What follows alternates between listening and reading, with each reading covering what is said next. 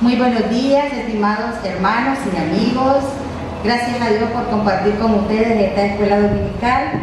Vamos a iniciar con mi hermana Marta Sánchez, que tiene una palabra de oración, y a continuación lectura bíblica.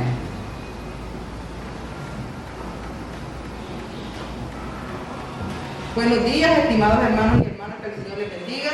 Vamos a elevar, ¿verdad?, una oración de gratitud a nuestro Creador de la siguiente manera. Padre nuestro que estás en los cielos, en esta mañana te damos infinitas gracias, Señor, porque usted nos ha permitido llegar al final de este mes, Señor. Gracias porque podemos respirar, porque podemos alabarle y glorificar su nombre, y porque podemos gozar de su misericordia cada día, Señor. Reciba este culto dominical, Señor, como alabanza, cada una de las alabanzas, las gratitudes, la meditación de su palabra, Señor, como una ofrenda agradable a ti, Señor. Bendiga a cada uno de los hermanos y hermanas que van a escuchar de este culto, Señor, y que llegue a sus mentes y a sus corazones, que penetre su palabra en cada uno de nosotros, Señor. Quédate con nosotros desde el inicio hasta el final, en el nombre de su Hijo amado Cristo Jesús. Amén.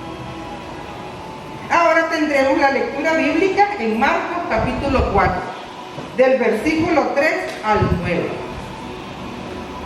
Dice de la siguiente manera: el sembrador salió a sembrar, y al sembrar aconteció que una parte cayó junto al camino, y vinieron las aves del cielo y se la comieron. Otra parte cayó en pedregales, donde no había mucha tierra, y brotó pronto, porque la tierra no era profunda. Pero cuando salió el sol se quemó, y como no tenía raíz, se secó. Otra parte cayó entre espinos, y los espinos crecieron y la ahogaron, y no dio fruto. Pero otra parte cayó en buena tierra, y dio fruto, pues brotó, creció y produjo a 30, a 60 y a 100 por uno. Entonces añadió: el que tiene oídos para oír, oiga. Palabra de Dios. Amén. Gracias a Dios por su palabra que ha sido leída, y a continuación escucharemos el canto Sembraré con nuestro hermano Nelson. Pudimos unir nuestras voces a él también. Bien, alabemos con este canto Sembraré la simiente preciosa. Sembraré la simiente preciosa del glorioso evangelio de amor. Sembraré, sembraré mientras viva, dejaré el resultado al Señor. Sembraré, sembraré mientras viva simiente de amor.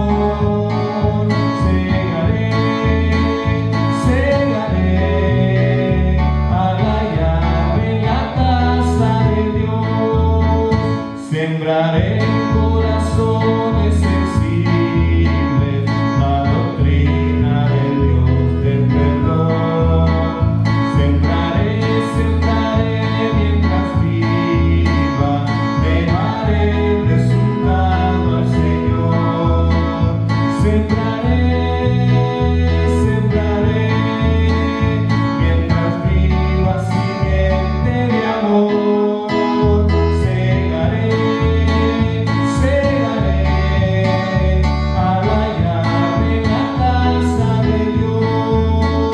Sembraré corazones de mármol la doctrina del Dios del perdón.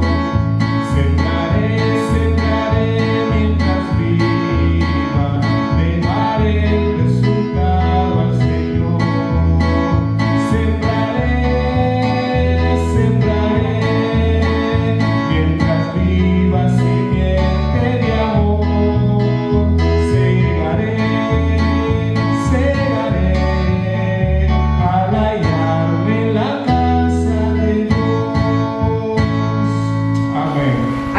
Escucharemos palabras de bienvenidas y anuncios por nuestro hermano pastor Otoniel Silva.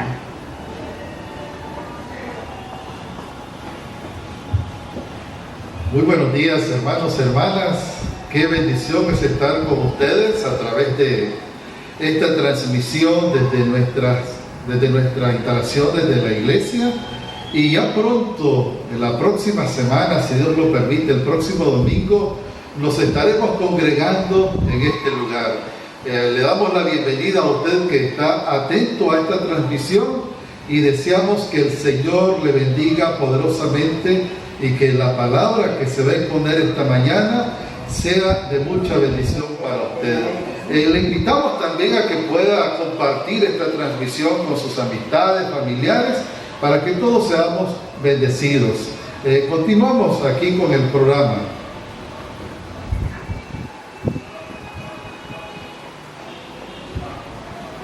Seguidamente escucharemos la meditación, la reflexión de la palabra del Señor en labios de nuestro hermano pastor Pablo Cruz. Muy buenos días, hermanos, hermanas. En esta mañana vamos a compartir la palabra del Señor en el Evangelio según San Marcos.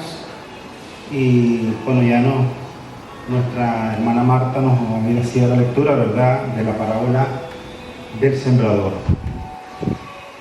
El tema que quiero compartir esta mañana con ustedes tiene que ver con una pregunta. ¿A qué debería parecerse la evangelización? El Señor está preparando a sus discípulos y también a algunos seguidores que están ahí con Él a través de una enseñanza que está compartiendo con una multitud a la orilla del lago, sentado en una barca, ¿verdad? En vista de que era tanta la gente que había ahí que no se podía hacer de otra manera. Estaba haciendo el uso de una barca como una tarima, como un lugar para compartir estas enseñanzas tan preciosas, todas estas parábolas. Ya el Señor había completado 2 años de ministerio. Ya se había su precursor, Juan el Bautista, ya había muerto con toda seguridad, y muchos de los seguidores de Juan el Bautista ahora eran seguidores de Jesús. Él había iniciado un gran ministerio en Galilea, había también desarrollado un ministerio en Jerusalén, había hecho sanidades, había hecho maravillas y había predicado la palabra con todo poder, de manera que las multitudes de buena gana lo escuchaban. Su mensaje era un mensaje profundo, era un mensaje poderoso, era un mensaje al cual era muy difícil poder, sustraerse, poder distraerse, porque era una palabra contundente. Aparte de eso, en el momento que él proclamaba la palabra, se movía poderosamente el Espíritu de Dios en medio de la multitud. Podríamos decir que nunca en la historia de la humanidad ha habido un predicador con tanta capacidad de oratoria, de penetración al público. Sin embargo, los discípulos estaban preocupados. Le preguntaron: Señor, ¿son pocos los que se salvan? Los discípulos estaban preocupados porque algunas personas, después de oír semejante mensaje poderoso, daban la vuelta y se iban. Y en algún momento en el Evangelio de Juan dice que la gente se estaba yendo. Entonces nosotros nos hacemos una pregunta, ¿verdad?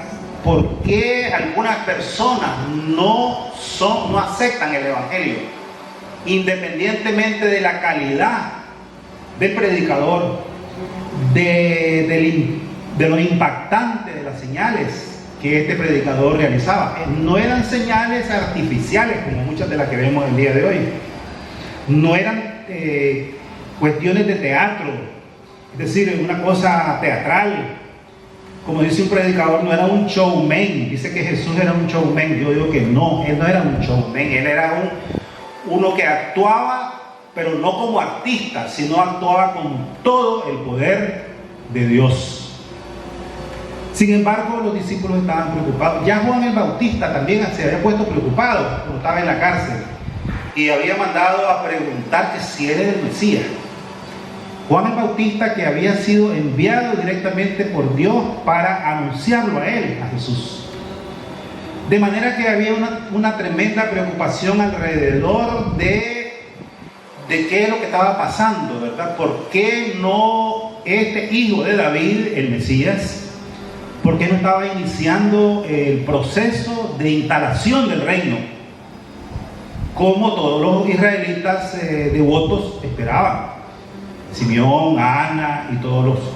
Entonces, en esta mañana yo quiero reflexionar en tres aspectos: en el sembrador, en la semilla que el sembrador está sembrando y en los significados de los terrenos que nos presenta en esta parábola el Evangelio de Marcos, el Evangelio de Mateo, los Evangelios y algunas aplicaciones que nosotros podemos hacer esta mañana alrededor de esto. En primer lugar, hay que decir que al predicador que tenemos aquí proclamando esta parábola no le podemos pedir más. Llena todos los estándares de sabiduría, de conocimiento, de capacidad de oratoria, de capacidad de persuasión, todo. Además de que está manejando el mensaje del reino de manera pura y limpia. En este tiempo, hermanos y hermanas, postmoderno, el público está esperando un predicador que llene las expectativas de este tiempo, como los grandes cantantes, como los grandes maestros de espectáculos que se presentan en la televisión. Estrellas de rock disfrazadas de predicadores. Magos del espectáculo, como conocemos algunos, que proclaman un evangelio espectacular, un evangelio de milagros, como el que esperaban los maestros de la ley. Gurús, personas que tienen apariencia de como magos, como el Dalai Lama. Cuando llega el Dalai Lama a Estados Unidos se arman todas las cadenas de televisión para filmarlo. O como cuando su santidad el Papa de la Iglesia Católica llega a cualquier nación. Es un acontecimiento espectacular. Pero no le podemos poner a estos personajes a Jesús. No le llegan ni a los talones. Predicadores que sean capaces de llegar a la cultura, es decir, de predicar con el lenguaje de la cultura,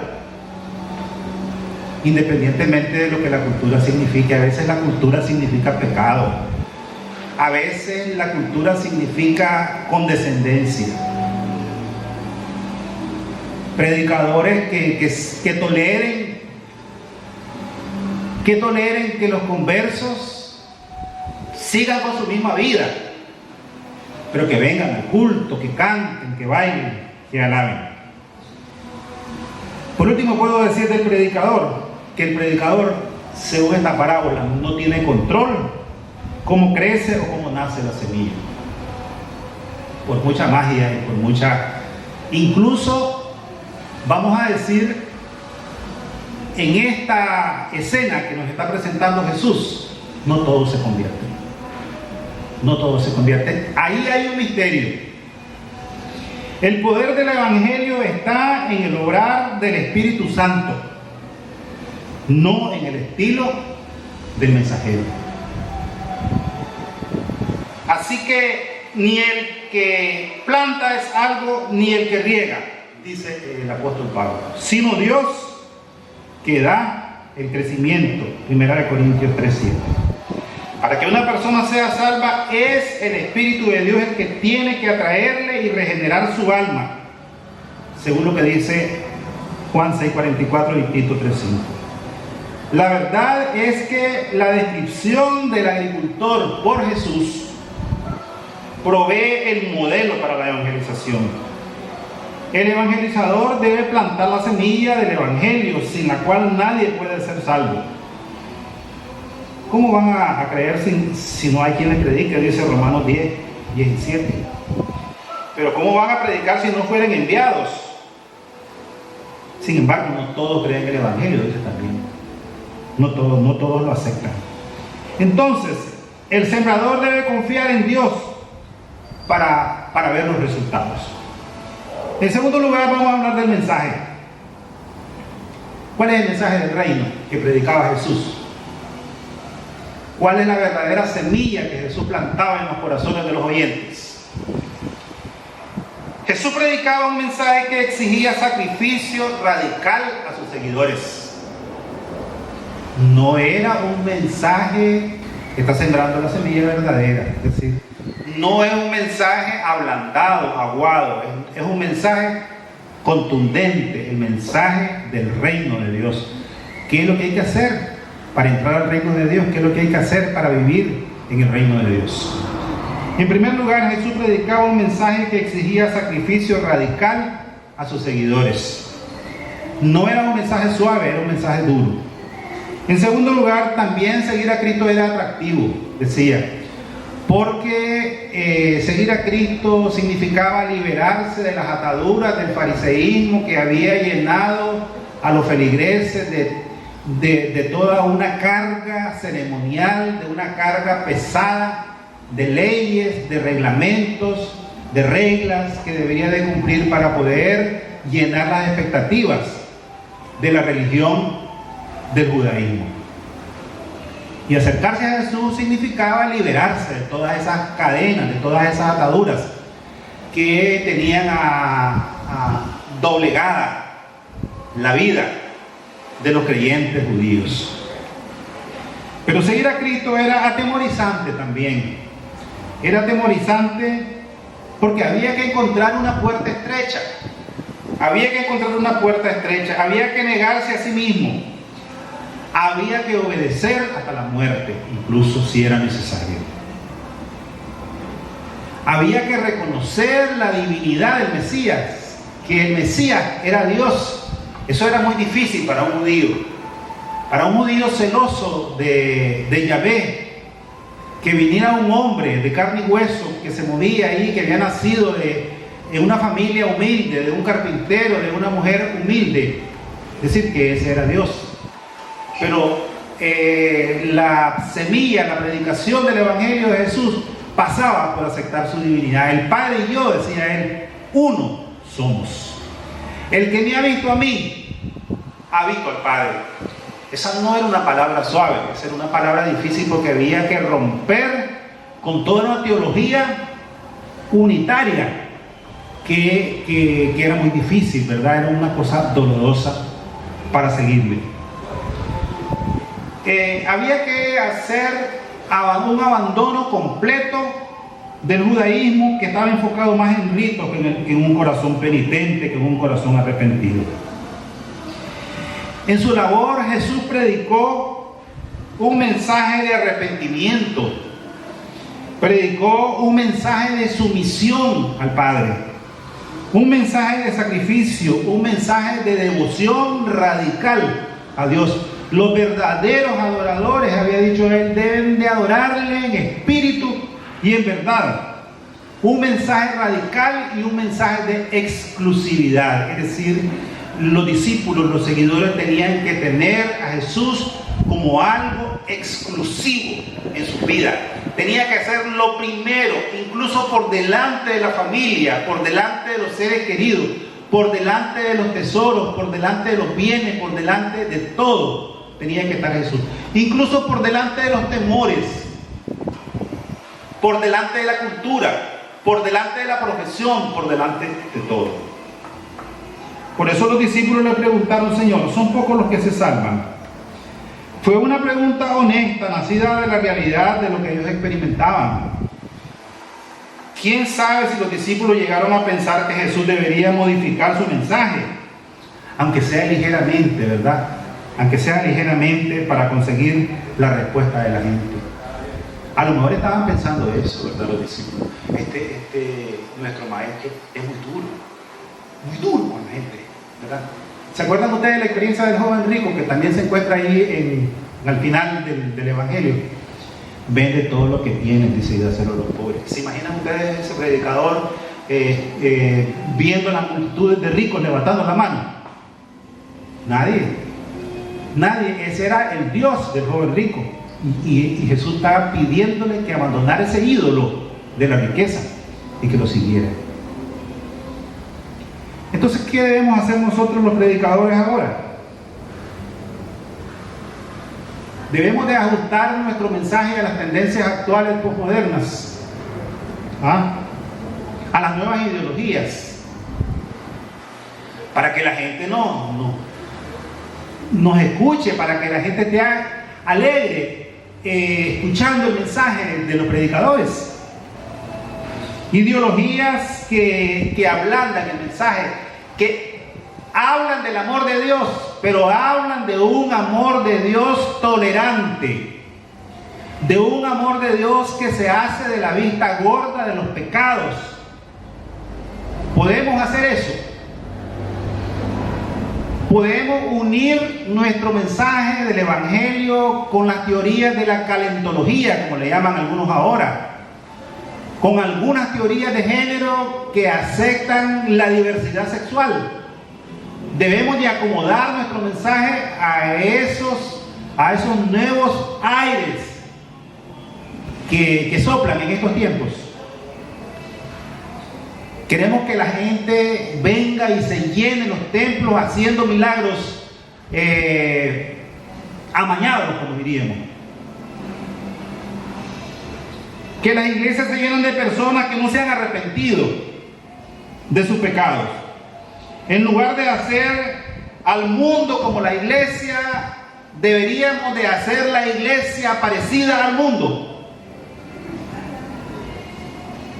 El mensaje del Evangelio es un mensaje desafiante, y en la medida que nosotros lo adulteremos, caemos en aquello que dijo el apóstol San Pablo a los Gálatas. Si alguien viene predicando un evangelio diferente del que les hemos anunciado, sea anatema. Que eso quiere decir, si alguien viene predicando un mensaje aguado, adulterado, que sea maldito.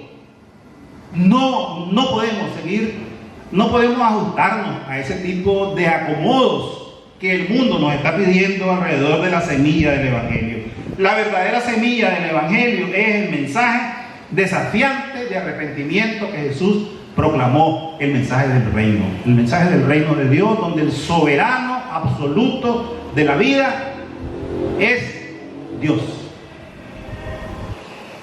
¿Y qué es lo que significa esto de los terrenos? Vamos a ver en tercer lugar. Se habla de los terrenos duros que están junto al camino y donde cae la semilla, y son terrenos que no son receptivos.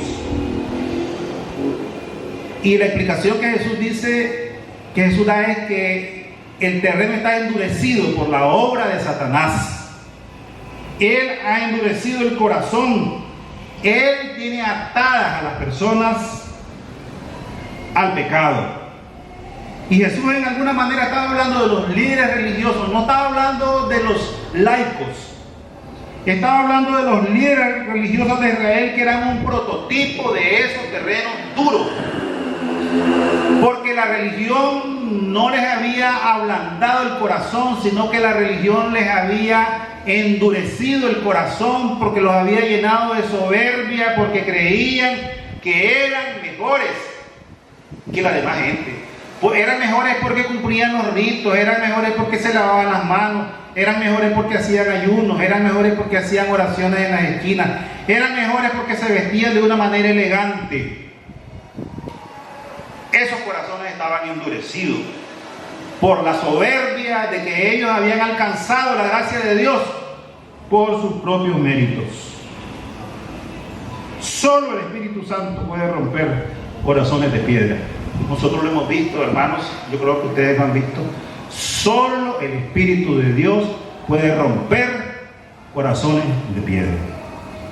En segundo lugar estaban los oyentes que tenían el corazón dice que había mucha piedra en el terreno, había piedra. Según un experto en Biblia, dice que el arado rompía, ¿verdad? El arado rompía la tierra y quedaba, pero más abajo, donde ya no llegaba la punta del arado, más allá, más abajo había un manto de piedras que cubría mucha parte de los terrenos de Palestina. Y a eso se refiere el tema de las piedras. Claro, cuando caía la semilla brotaba, ¿verdad? Y cuando ya comenzaba el sol a levantar ese crecimiento, la raíz comenzaba a penetrar. Y cuando la raíz llegaba al manto de piedras, hasta ahí terminaba la posibilidad de... ¿Qué significan esos corazones de piedra? ¿Qué significado podemos darle a eso? Eso significaba que no era una conversión genuina. Era una conversión emocional, superficial, que cuando venía la persecución por causa de la palabra, las personas daban la vuelta. ¿Por qué? Porque no se había completado el proceso de la conversión. Se había, digamos, como decimos, como una llamarada de petate, es decir, aquellas personas que se entusiasman, que caen, que lloran y todo, pero no es una conversión auténtica, porque cuando llega la prueba por causa de la palabra, dan la vuelta y se van. Emoción superficial a la hora de la prueba, nos vemos. En tercer lugar, se habla de la tierra que está llena de espinas. Bueno, la realidad es que no había plantas, lo que habían eran raíces. Cuando pasaba el arado removía, ¿verdad?, la tierra y todo se miraba bonito, ¿verdad? Pero lo que pasa es que en medio de la tierra buena había algunas raíces de espinos, desde los cuales se volvían a reactivar las plantas que había quedado allí en el terreno lleno de espinas. Debajo de la superficie había una red de raíces silvestres capaces de producir cizaña. Las malas hierbas roban los nutrientes de la semilla y la semilla muere. A esto se refiere a personas vacilantes, en un corazón dividido entre los afanes de este siglo y el engaño de las riquezas y las codicias de otras cosas. Entra la semilla y se ahoga la palabra. Para seguir al Señor tenemos que decir sí, sí o no, no. El Señor, cuando uno oye la palabra y después se va, dice Santiago, y se olvida, se mira en el espejo como se mira uno en el espejo y se ve cómo está, pero después cuando se va se le olvida cómo era. Es decir, esa es una persona vacilante que de repente se siente convencida de sus pecados, ¿verdad? Se siente convencido de la necesidad de arrepentimiento, pero está amarrada con otros intereses.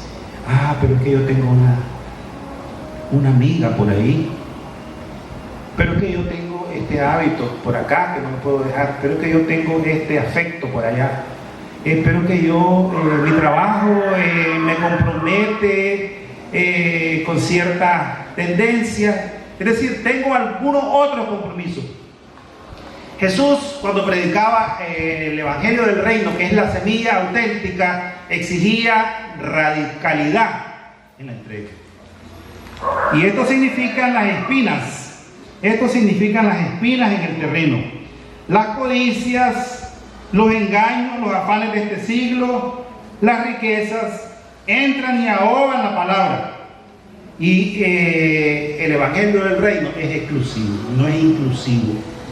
No puedes seguir con tu misma vida, no puedes seguir con tus mismos hábitos, no puedes seguir con tus mismos amores, con tus mismas preferencias. Ahora el amor absoluto y radical es al Rey de Reyes y al Señor de Señores.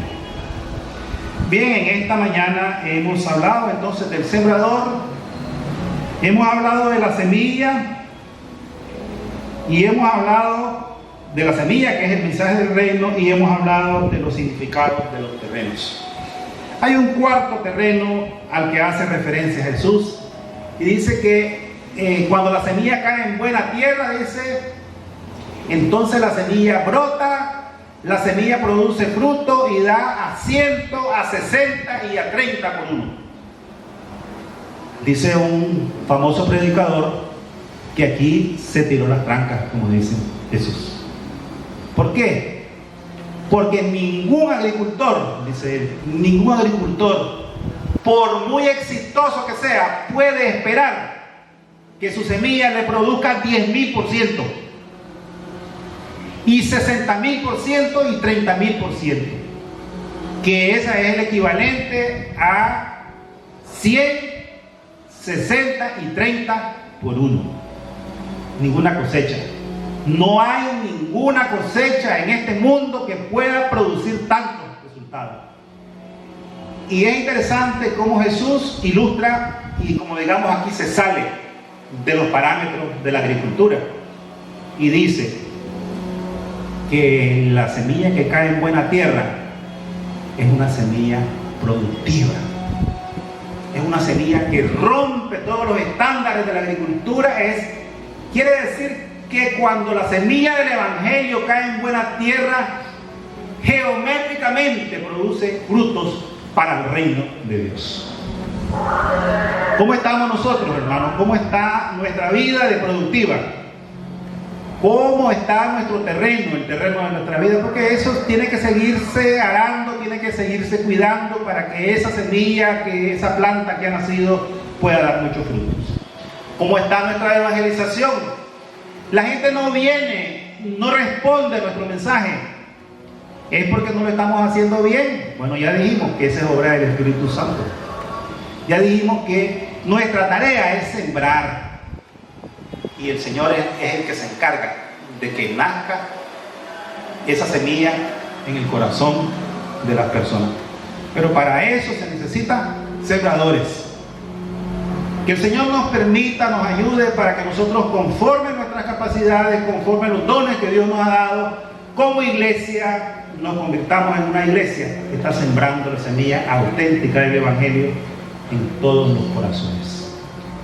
Que el Señor bendiga su palabra y que el Señor nos permita cambiar después de esta crisis y convertirnos en una iglesia que está todos los días sembrando y dejando los resultados en las manos de nuestro Dios. Que Él nos bendiga. Gracias a Dios por haber escuchado esa palabra que es viva, eficaz y que permanece para siempre.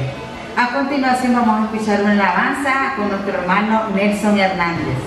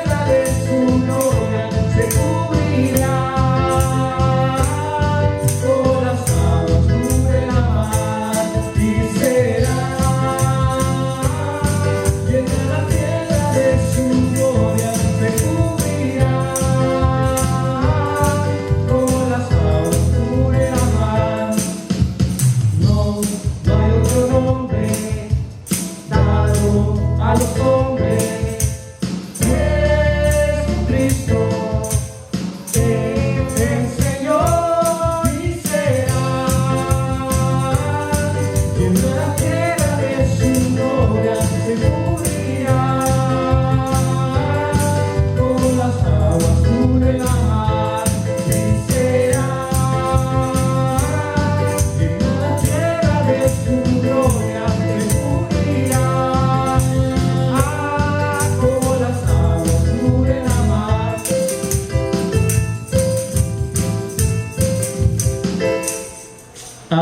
Bendiciones. Damos gracias a Dios por haber celebrado esta escuela dominical, agradecemos a ustedes su compañía y vamos a dejar a nuestro pastor, el hermano Otoniel Silva, que nos va a despedir en palabras de oración.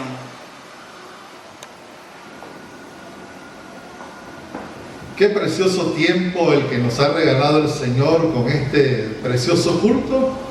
Y en esto deseamos que el Señor le bendiga, que el Señor te guarde, que el Señor haga resplandecer su rostro sobre ti y ponga en ti paz. Señor, te damos gracias porque hoy te hemos alabado, te hemos glorificado, te hemos exaltado, Señor.